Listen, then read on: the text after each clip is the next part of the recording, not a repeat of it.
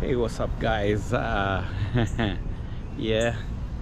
today we are doing a downtown shoot. Probably I'll combine this vlog with another vlog just to make it a little bit longer. And yeah, today I'll explain a few concepts of photography here, maybe a little bit of composition, a little bit of, f-stop and shutter speed, and how the flash works during the daylight, stuff like that. Yeah, first of all, yeah, for those who are new in photography, you may wonder why we carry a light dome in bright days like this one. It's about 6:15 in the evening. The sun goes down at around 8:30, but we still need the flash. The reason why we need a flash during the day like this is because we want to control the ambient light. So by having a flash, you can reduce the light in your camera. That is by really increasing your shutter speed, or rather increasing your f-stop, and if not increasing your f-stop, by reducing your ISO in case your ISO is up there. So by doing those three things, you can actually reduce the ambient light that goes into your camera. And then we use the flashlight to light up the subject and to beautify the environment. Sometimes we use two flashes, one to light up the subject, the second one to actually act as a backlight. But in this case, we might use the sunlight as the backlight if it favors us.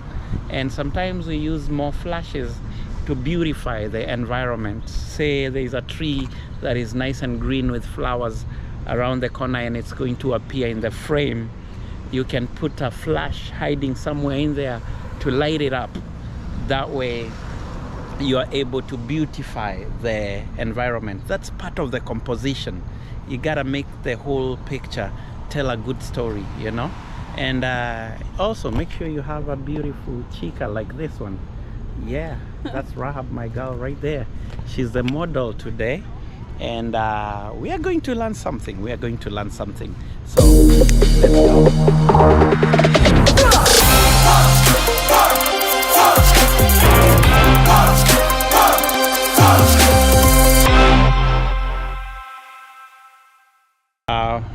Today, guys, I usually love my Fuji X-T3, but lately I've been loving this Lumix S1.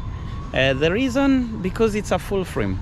A full frame always has this nice creamy, bokeh, or that blurriness behind the subject. And the Lumix S1 does it well. And I managed to actually put in the white balance and the settings in a way that it brings us some good colors. And so we're going to use the Lumix S1, and of course we are using this X Pro trigger. And the X Pro trigger, actually, we have different triggers, X Pro triggers for different cameras. In the case of this Lumix, or rather Panasonic, I usually use the X Pro O. It's X Pro O. I don't know if you see it. It has an O at the end. The O means Olympus. So for Lumix cameras, we use the Olympus trigger. And for the Fuji, it's the same, X Pro, but it's an F. And for the Canon, I think it's a C. So we'll be using this trigger. And of course, when it comes to the flash, I'm using my Godox AD400.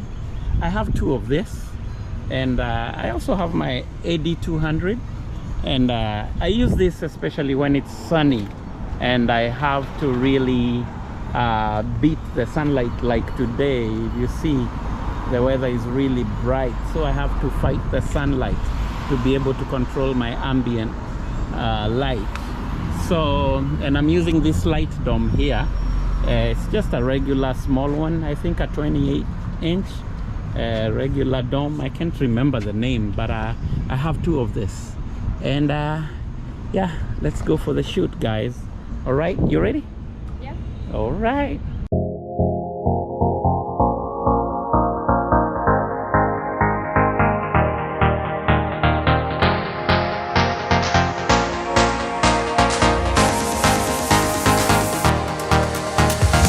So we are testing the light, see how it does. Right now we are at shutter speed 320, f-stop 3.5, and we are on ISO 250, and I see we are kind of too bright. So anytime you want to reduce the light and you have enough light, you reduce your ISO fast, because of course high ISO brings about grain and depletes the quality of the picture.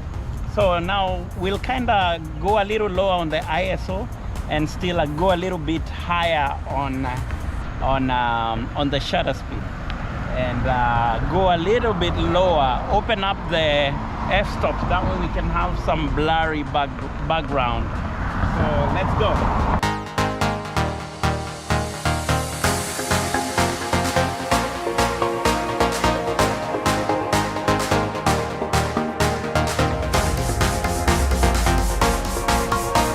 Yeah, the pictures are coming out good.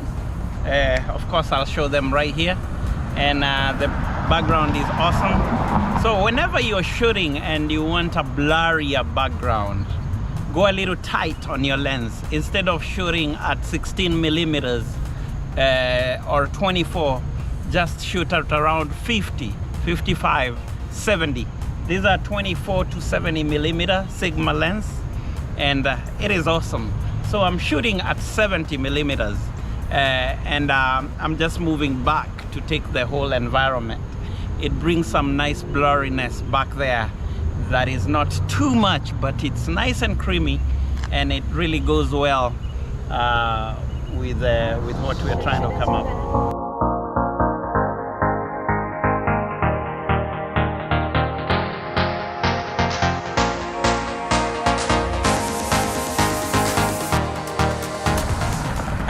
So one rule of composition is actually breaking the rules.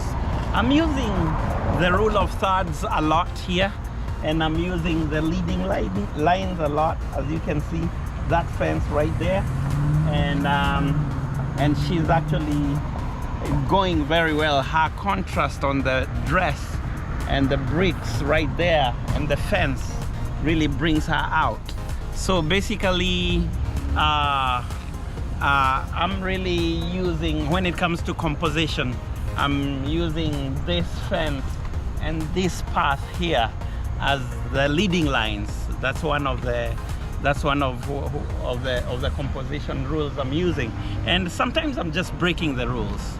So another technique to do composition is just break the rules. So there is no time when I don't break the rules of composition when I'm doing pictures. Always take as many shots with many poses. That way you can have a few to choose from, you know. I usually do as many shots as possible. Some people just take a few nice shots. For me, sometimes the shots may seem nice when you're taking them, but when you go to the computer, you'll figure out, oh, something went wrong here. She didn't smile.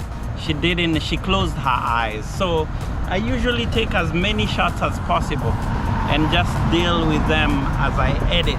Quick editing, and then I come up with a smaller bank of them and edit and come up with a few nice photos. One rule that I break sometimes: don't ever let bad pictures go out there unless you're shooting your friends and they don't have to give you credit out there. Just don't let your bad pictures out there. Just shoot, choose the best, and those are the ones that you send out there. All right? Yeah, while my model changes, let me answer one of the questions that one of you asked me: how I managed to be full-time in terms of photography and film. Yeah, first of all, I combine my photography with film. That way I don't have to compete with so many photographers out there. So I do wedding videos too. Actually, I do wedding videos than I do photography. But on the other hand, another thing that keeps me busy is word of mouth. Yeah, make sure you always understand your customer. Who do you work for? Who fits your line of photography? For me, my line of photography, a lot of Africans who live in America love my photography. I do it more in an African way, very naturalistic. So I have a lot of African customers, and I have trained them to be able to pay me well, just the same way Americans pay me. So at first I had an issue of my African people not paying me well, because we are friends and we are counting in form of Kenyan shillings sometimes. But eventually I made them understand, hey, actually you need me more than you think, because I know your culture, I know the kind of work you need. Whenever it's a wedding, I know how the schedule should go. I know the things that they want in the video. I know the things that they don't want. I know how they like to keep their time and all that. So it's about knowing your customer and marketing yourself to that customer kind of a pool. There are so tens, maybe hundreds of thousands of Africans in the US, and actually eventually the African Americans have started to love me a lot, and I don't go a week without 3 or 4 jobs, and I don't go a month without one big job. So on a very slow month, I'm making enough to pay my bills and keep a little money and maybe reinvest, you know, back into my company. So yeah, another thing, one way I keep up with full-time is because I treat my customers so well. Actually 99% of my customers usually love my work, and they are usually so thankful, and I usually don't take them for granted. So I communicate to them very well. I give them the discounts that they ask for, you know, and they are reasonable with me, you know. They know how to ask me for things that I can be able to deliver. So the way I treat my customers really matter. They usually sell me out there a lot. Another thing is posting on Instagram and Facebook for me. Yeah, it works, because most of my customers, 80% of my customers are women, and older women with kids and husbands. And these women are either on Instagram or Facebook. So basically, I post there a lot, especially when it comes to... Hey girl! What's up? What's up? Especially when it comes to really actually posting to my community. Facebook works for me. I actually get a customer almost every week because they saw my work on Facebook. So know where your market is, know where your people are hanging out, and just sell yourself there, you know. And maybe another thing is just network a lot. Tell people about your work, and do vlogs like what I'm doing right now. People are seeing me. Some people will ask for cards and all that. People will get to know me through YouTube. So document your work and your life, and you will become a full-time photographer. Not with ease, but faster. Give me some noise!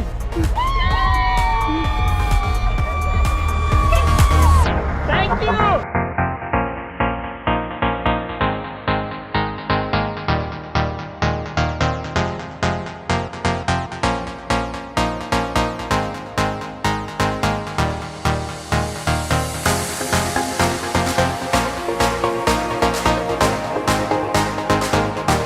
So guys, we are going to take advantage of the backlight.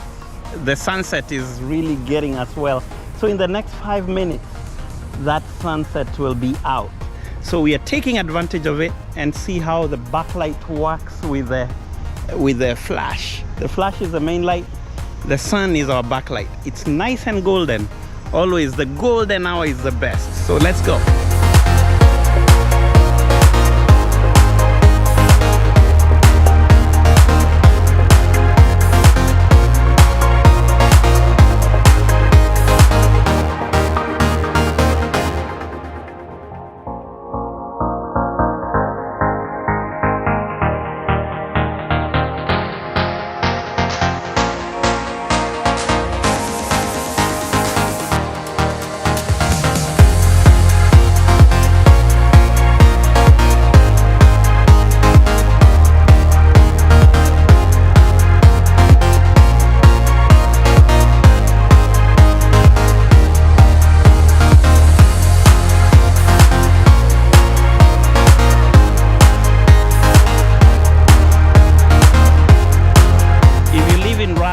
We do this every week, so just hit me up. If you're in Raleigh, most likely you'll be able to reach me. Just reach out to me at Banana Land Media, tags anywhere, you'll see me there. And just come and let's have fun. It's really a lot of fun with all this equipment and you know, taking pictures. You can come as a model, you can come as a photographer, and let's do our thing, guys. Let's do our thing.